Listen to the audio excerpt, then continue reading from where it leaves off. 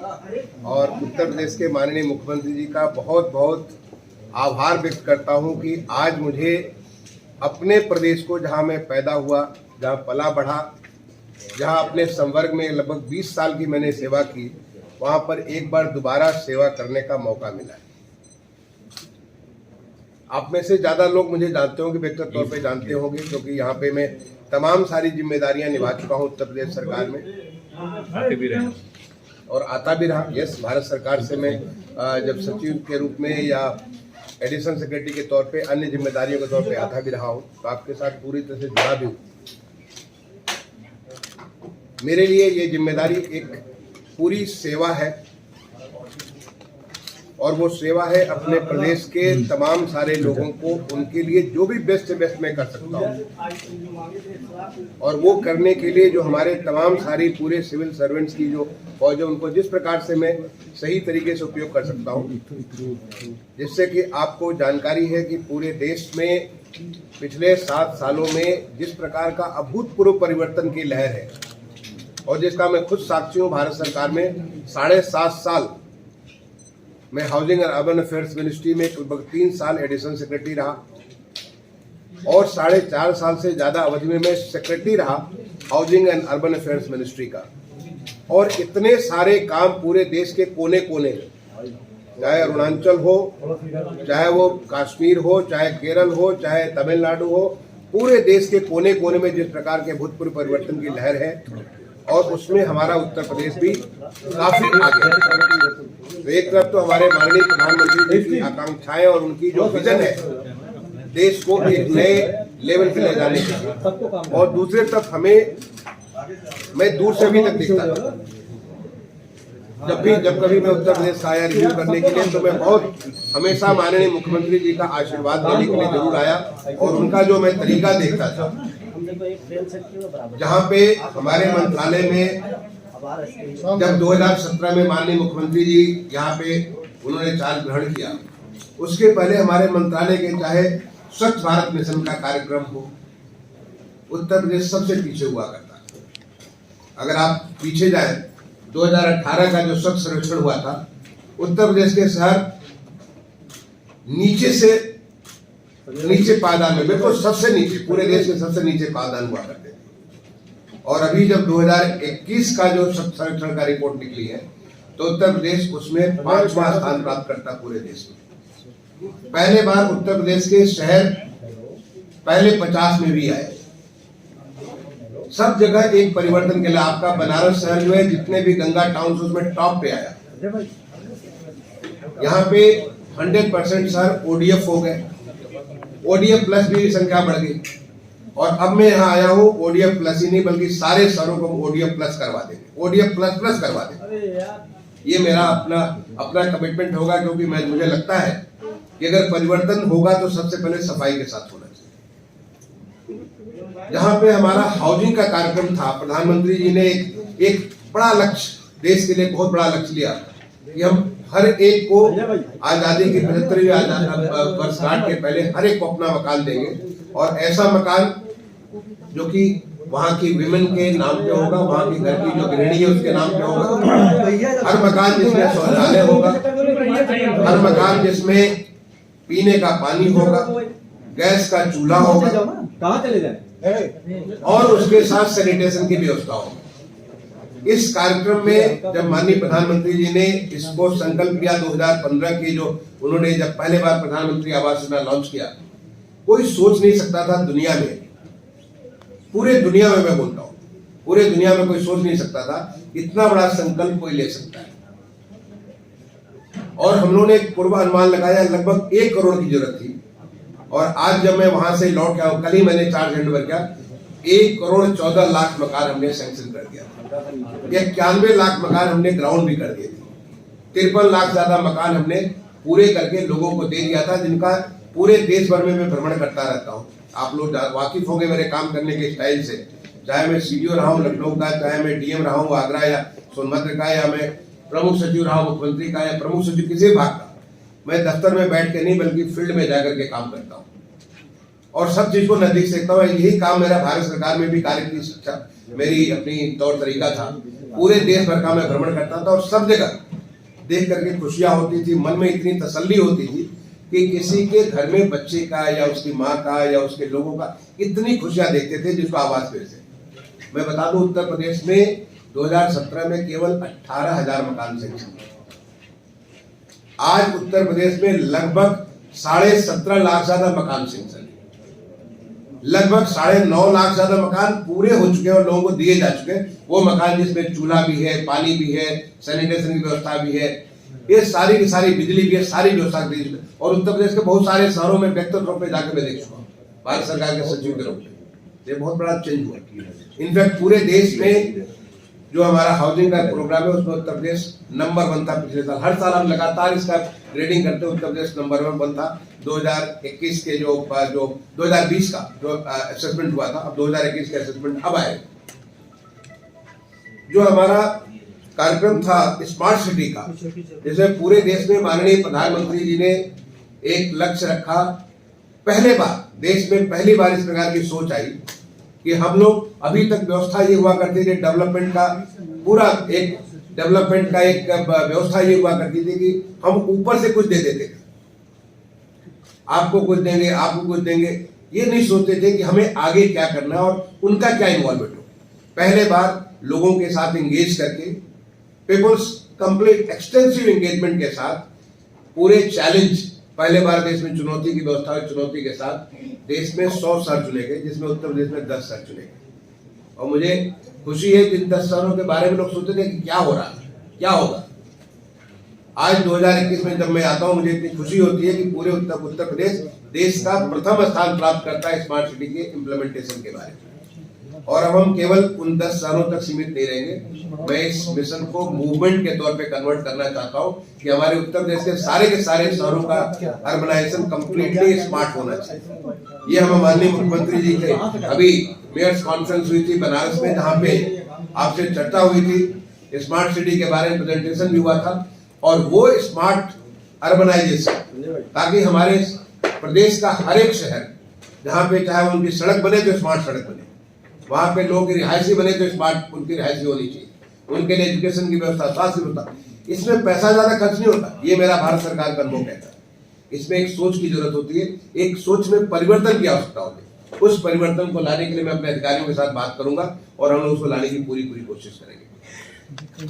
जहां तक PM Svanidhi scheme का सवाल है, पहले बार देश में पीएम स्वनिधि स्कीम जो है, जो स्ट्रीट वेंडर्स, हमारे रेहड़ी पटरी में जो लोग होते हैं, जिनको मैं हमेशा, आपने अगर मुझे पीछे संबोधन सुना होगा, मैं इनको नैनो एंटरप्रेन्योर्स कहता हूं।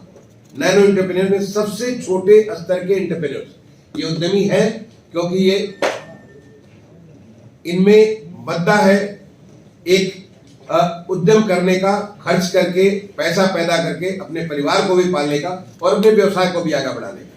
चाहे वो चाय की दुकान करते हो, चाहे वो फल सब्जी की दुकान करते हो, चाहे वो कपड़ा पे फेरी लेके चलते हो या किसी प्रकार की सर्विस देते हो, वो सब उद्यमी है, लेकिन वो नैनो उद्यमी है। और उनको इतनी बड़ी तकलीफ होती थी कि कहीं भी उनके पास वर्किंग कैपिटल नहीं था। पहले बार माननीय प्रधानमंत्री जी के आशीर्वाद से, उनकी सोच से, जब पूरा दुनिया कोविड-19 के तौर पे एक विश्व की जो महामारी थी उससे जूझ रहा था, हमारे देश में हमारे मंत्रालय द्वारा 2 बड़ी स्कीम चालू की गई। पहली स्कीम थी पीएम स्वनिधि, जो कि स्ट्रीट वेंडर्स को 10,000 रुपए उनको वर्किंग कैपिटल देने की। और मुझे खुशी है कि इस स्कीम ने ऐसा कमाल का काम किया, मुश्किल से 1 साल के भीतर लगभग 28 लाख लोगों को 2,800 करोड़ रुपए उनको वितरित किए। आज लगभग न केवल 28 लाख लोगों को मिले, बल्कि करीब 50,000 लोगों को दूसरी भी सेकेंड डोज भी मिल गया। उन्होंने पैसा जमा किया, उनको दोबारा मिल गया। और उत्तर प्रदेश इस मामले में भी टॉप 3 स्टेट्स में आता है। उत्तर प्रदेश में लगभग 8 लाख लोगों को इस प्रकार का बेनिफिट मिल चुका है। अब इन सारे लोगों को, जो हमारे जो एक प्रधानमंत्री जी की सोच है, इन सबको डिजिटल इकोनॉमी के साथ जोड़ना, ताकि ये अपने पांव पे खड़े हो और इनको फिर किसी पे निर्भर होने की आवश्यकता न। इस दिशा में भी मैं पूरी कोशिश करूंगा कि इसको क्या कर सकते हैं। जो हमारा गरीब, जो शहर के गरीब हैं, उनको रहने के लिए एफोर्डेबल रेंटल हाउसिंग कॉम्प्लेक्स। देश की आजादी के बाद पहले बार इस प्रकार का रेंटल हाउसिंग के बारे में व्यवस्था सोची गई। उस व्यवस्था में अगेन पूरे देश में अच्छा काम हुआ, उत्तर प्रदेश ने भी काफी इसकी शुरुआत की। अब मैं इसको तेजी लाने की कोशिश करूंगा, जिससे कि हमारा गांव से आया हुआ, मैं खुद गांव का रहने वाला, आपको मालूम है मैं गांव में पैदा हुआ, गांव में पला बड़ा, वहां से मैं शहर में गया हूं। तो एक गांव से जो आदमी आता, पढ़ने के लिए आता है, व्यवसाय करने आता है, स्वास्थ्य के लिए आता है, उसके पास एक अफोर्डेबल रेट पे रेंटल हाउसिंग अगर उपलब्ध है तो उसको कहीं भी स्लम्स में रहने की आवश्यकता नहीं होगी, किसी भी इनफॉर्मल सेटलमेंट में रहने की आवश्यकता नहीं होगी, क्योंकि अफोर्डेबल रेंट पे रह सकता है। और वो देश में पहले बार ऐसी योजना है, उसकी पूरा लाभ लेके उत्तर प्रदेश में इसको लागू करने की पूरी कोशिश करेंगे। ऑलरेडी जो पीछे अभी बनारस में कई सारे अनाउंसमेंट है कि फला जगह, इसको हम लोग इस काम को कर रहे हैं। चाहे हमारे सेल्फ हेल्प ग्रुप, जो हमारी गरीब महिलाएं हैं, उनका सेल्फ हेल्प ग्रुप स्वयं सहायता समूह बनाने का, तो स्वयं सहायता समूह बना करके उनको आगे बढ़ाने का मेरे पास नंबर सभी नहीं है, लेकिन उत्तर प्रदेश उसमें भी काफी अच्छा काम कर रहा है, उसको भी काफी आगे बढ़ाएंगे, जिससे कि चाहे वो यूथ हो, चाहे वो महिला हो, उनको स्वयं पे निर्भर करने के लिए हम पूरी कोशिश, चाहे उनको जो स्किल देना हो, चाहे स्किल देने के बाद उनको जो है उद्यम के साथ जोड़ना हो, उन्हें बैंक से लोनिंग करानी हो, तो हर प्रकार की कोशिश हम लोग करेंगे। इस प्रकार से मैं आपको बता सकता हूं कि हमारे जितने भी, मैं क्योंकि ज्यादा भी इसलिए उत्तर प्रदेश सरकार का भी मैंने रिव्यू नहीं किया, अभी देखा नहीं, जहां तक हमारे मंत्रालय सवाल है, मैंने देखा कि इतना सारा परिवर्तन पिछले 5 साल के भीतर, 4.5 साल के भीतर हुआ उत्तर प्रदेश में, वो अपने आप में बताता है कि और भी जो क्षेत्र है उनमें भी उस प्रकार के परिवर्तन होंगे। मैं अभी एक रिव्यू करूंगा सारे अधिकारियों के साथ। मेरा काम करने का स्टाइल तो आप जानते हैं, मुझे बताने की जरूरत नहीं है। मैं पूरे प्रदेश का दौरा भी करूंगा, रिव्यू भी करूंगा, बड़े नजदीक से देखूंगा, और मेरा पहला लक्ष्य होगा उत्तर प्रदेश को जो कि माननीय प्रधान हमारे मुख्यमंत्री जी, बार उनको मैंने सुना है, उत्तर प्रदेश को प्रथम राज्य बनाने का हर चीज में, और इकोनॉमी में उन्होंने 1 लाख करोड़ का टारगेट उन्होंने रखा हुआ है कि हमारी जो यहाँ की स्टेट जीडीपी को ले जाने को। उन सब चीजों को हम लोग कैसे, जो हमारे कार्यक्रम कहीं भी कार्य रुके पड़े हैं किसी विभाग का, चाहे वो इरिगेशन डिपार्टमेंट का भी बहुत बड़ा परियोजना यहाँ पे चालू किया गया। मुझे याद है कि जब मैं प्रमुख सचिव मुख्यमंत्री हुआ करता था, उस जमाने में उस परियोजना पे मैंने काफी काम किया था, लेकिन बाद में सारा काम रुक गया था। मुझे ये भी जानकारी है, उससे मैंने बहुत सारा काम किया था, लेकिन वो सारा काम रुक गया था। उस काम को पूरा करके अभी उसको पब्लिक को दिया गया, लोकार्पण किया गया। मुझे बड़ी अंदर से खुशी हुई जब ये काम को देखा मैंने। अभी चुनौती है हमारे लिए स्वास्थ्य, जो एक देश में एक प्रकार से काफी तेजी से कोविड-19 बढ़ रहा है। अभी बहुत ज्यादा नहीं बढ़ा है, लेकिन एक बढ़ने की एक आपको झलक आगे दिख रही है कि आगे के लिए तो उसके ऊपर पूरी हमारी एक पैनी नजर रहनी चाहिए। मैंने हमारे प्रदेश में ऑलरेडी जो मुझे नंबर दिए गए, लगभग 87% लोगों को, जो हमारे करीब 14.5 करोड़ लोग हैं एलिजिबल, जो कि 18 साल से ऊपर के, उसमें से 12.5 करोड़ से ज्यादा लोगों को पहली डोज दिया जा चुका है, 7 करोड़ से ज्यादा लोगों को दूसरी डोज दिया जा चुका है। यानी पहली डोज लगभग 87% से ऊपर को, और दूसरी डोज लगभग 47% से ऊपर को दिया जाएगा। इसको बहुत तेजी से बढ़ाएंगे, जिससे 100% हमारे प्रदेश के हर कोई जो कि एलिजिबल है, यानी जो उसके जो हमारी स्वास्थ्य मंत्रालय भारत सरकार के जो निर्देश है उसके मुताबिक वो एलिजिबल होता है। दूसरा, वो अवेलेबल है, क्योंकि हमारे प्रदेश का आवश्यकता होता है कहीं दूसरे प्रदेश में गया हो, यहाँ पे अवेलेबल हो, और इच्छुक बनाने के लिए भी हम उसकी जो भी कोशिश कर सकते हैं करेंगे, कि जिससे हम लोग 100% लोगों को जितना जल्दी हो सकता है उतना जल्दी उनको इम्यूनाइज करें, क्योंकि आने वाले समय में उत्तर प्रदेश में चुनाव होने वाला है। मैं दिल्ली से लौट के आया, और दिल्ली से आने के बाद मेरी पहली बैठक इलेक्शन कमीशन के साथ हुई।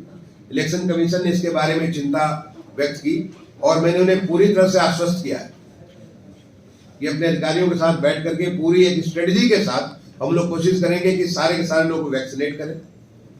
सारे लोगों से मैं अपील भी करूंगा, सारे लोगों को मैं कल से ही मेरे पास पूरे प्रदेश के लगभग सभी डिस्ट्रिक्ट से, क्योंकि मुझे व्यक्तिगत तौर पे बहुत लोग जानते हैं, यहाँ पे काफी मैं दौरे करता था, कई जगह मैं काम किया हूँ, कई जगह मैं घूमा हूँ, देखा हूँ, वहां की चीजों को नजदीक से जाकर देखा है।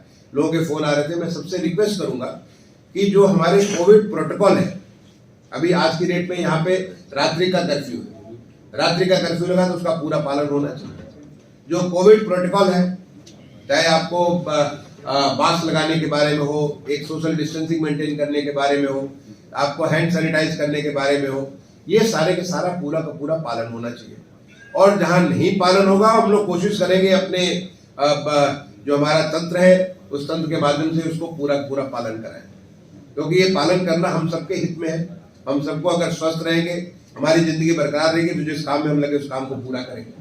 जो आने वाला चुनाव हो पूरी तरह से निष्पक्ष और अच्छे से विदाउट किसी इंसिडेंट किसी प्रकार से हो, उसको पूरी तरीके से करने के लिए जो भी बातें मेरी चुनाव आयुक्त के, जो हमारे मुख्य चुनाव आयुक्त और जो दोनों चुनाव आयुक्त थे उनके साथ काफी डिटेल में चर्चा हुई।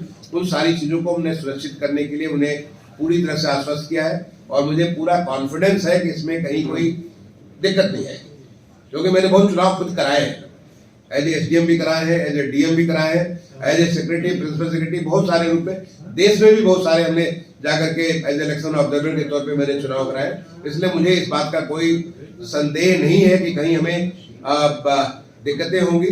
प्रदेश के जो हमारे जो मतदाता होंगे उनको पूरी पूरी सुविधा के साथ हम लोग चुनाव को कराएंगे, ऐसा हमारा इलेक्शन कमीशन के साथ बात हुआ है। तो मैं आप सबको केवल इस बात के लिए, चूंकि अभी मैंने ज्वाइन किया है, अभी मैंने प्रदेश का रिव्यू भी सारे चीजों के नहीं किए, जहां तक एग्रीकल्चर का सवाल है, फूड का सवाल है, ये सारी चीजें मैं देखूंगा और बहुत नजदीक से देखूंगा हर चीजों को मैं। अभी तो मेरी माननीय मुख्यमंत्री से मुलाकात हुई, अभी एक नए रूप में, अभी तक मैं माननीय मुख्यमंत्री से मुलाकात होती थी तो मैं एक सचिव भारत सरकार के रूप में मिलता था, एक पर्टिकुलर सेक्टर के रूप में उनसे मैं बात करने का मुझे मौका मिलता था। अब उन्हें उनका आशीर्वाद, उनका जो मार्गदर्शन मुझे प्राप्त होगा पूरे प्रदेश के लिए। जहां तक व्यक्तिगत तौर सवाल है, मैं